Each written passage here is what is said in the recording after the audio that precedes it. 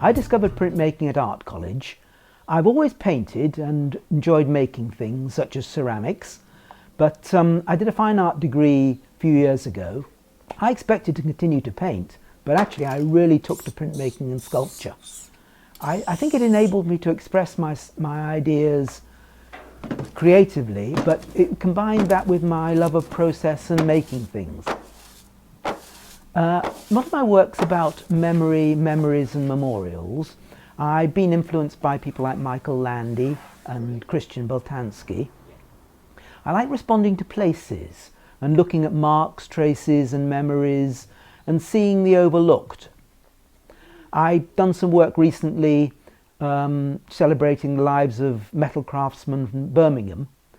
I found an archive of these Birmingham metal craftsmen. It had been completely forgotten, and all it had was their names, what they made and where they lived. So I created a book, then etched their names into the pages of this book. I like sort of making the ordinary extraordinary. I really admire the work of Rachel Whiteread. She casts hidden spaces like the insides of hot water bottles. And Cornelia Parker. She recently cast in bronze the pavement cracks, and I thought this was a very interesting take on something that we just don't look at and take for granted. I tried to do this to some extent with my spiral staircase. I cast a spiral staircase, but all I cast was the missing pieces, and then I reinstalled them in the orientation of the original spiral staircase at Minster Lovell Hall. So in a way, what you're looking at is what's been worn away by people walking up and down these stairs for hundreds and hundreds of years. So what you see is what's not there. At college, I had access to some fantastic printmaking equipment and really good technical support. But when you leave art college, it's very hard to continue to do this sort of thing. But I was very fortunate that a friend of mine, Jennifer Bartlett, who's an experienced printmaker here in Charlbury, she had a printing press, but she didn't have anywhere to put it. And I had the space and no printing press, so we moved her press in here and set it up with all the associated equipment, and I've been printing here ever since. Well, printmaking's quite a mystery to most people. In fact, it was to me until a few years ago. The best way to understand it is by doing it. It's all about creating a surface that can be inked, and then the image is transferred to the surface of a piece of paper. And having taken all the trouble to create this surface, you can then produce a number of multiple prints. There are really 4 key printmaking methods of creating a surface. They're relief, intaglio, planographic and stencils. With relief printing, you remove parts of the printing plate and then ink the raised sections of the plate, and then the ink is transferred to the paper. The easiest form of relief printing to understand is the potato cut, which we all did at school. A wood cut is a similar idea, and a lino cut is also a nice way of making a relief print. I've made some flags for Artweeks last year using a lino cut and inking them up in different colours. Another final form of relief printing is letterpress, a really old form of relief printing, where movable type is inked and then printed. I did an installation at SJE Arts in Oxford a little while ago, and I was responding to the wood block floor that they had in the chapel there. I thought the wood block floor looked just like pieces of type, crying out for some letters to be placed on them. So I placed letters on the floor, cut out of wood, and then I also took the text from above the altar and set that in large wooden block type in a galley, and then placed this on the wooden floor amongst the letters. And so the text in the galley was upside down, back to front and in Latin, so it's quite difficult to work out what it said. With the intaglio process, a little bit more difficult to understand. You're cutting into the plate with acids or with an etching needle, and the ink is in the grooves, and you wipe the ink off the surface and of the areas that you don't want to print. The easiest form of intaglio printing to understand is engraving, where the surface of a plate, like a copper plate, is scored with an etching needle.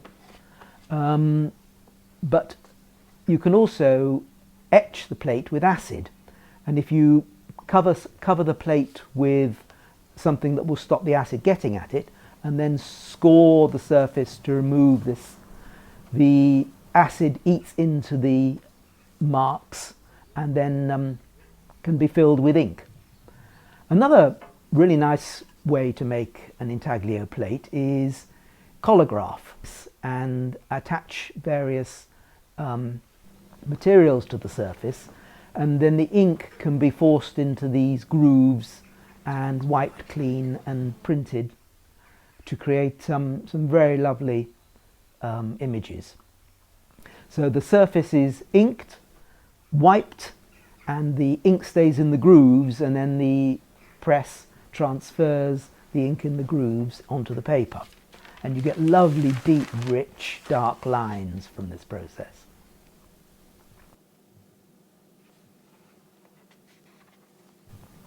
Planographic printing, the surface is completely flat.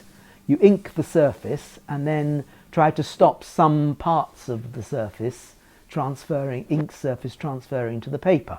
So you might lay cut-out shapes or something onto this surface and then run it through one colour after the other. And that's what I'm doing here. I'm covering the surface with ink first. So that's what I'm running through the press here. And there is one other type of planographic process, which is lithography. I can't do that here, unfortunately. But that's where you treat the surface of a stone to take the ink or not take the ink, depending on how you treat it.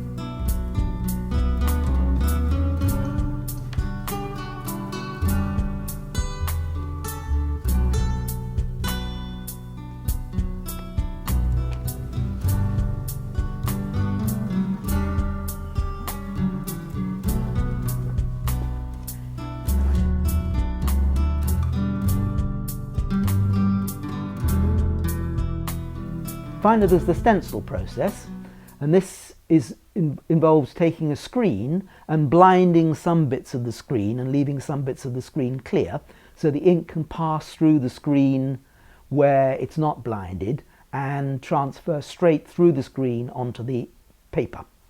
There is one other sort of printing that I quite enjoy, and that's embossing. I really like embossing because it's sort of halfway between 2-dimension and 3-dimension. It's halfway between printing and sculpture. And what's magic about embossing is there's really nothing there on the paper until you shine light on it, and then the light picks up on the emboss and creates an image. Most of these processes can be tried during one of my workshops. Not all of them, but many of them can be, and some of them can then be developed and used at home afterwards. During Art Weeks, Open Studios last year, I did demonstrations here in the workshop, and I found people really interested in the process, and they wanted to have a go. And actually over 50 people put their names down on a piece of paper to say that they would like to join a workshop. So I ran a series of workshops last summer, and I found them very rewarding. I enjoyed teaching, but I also enjoyed learning from the people that came on the workshops. We had a fantastic mix of people. I had professional painters and sculptors who wanted to do some printmaking, but I also had people who had never done any printmaking at all, and they all had fun and experimented and took home things they were really pleased with.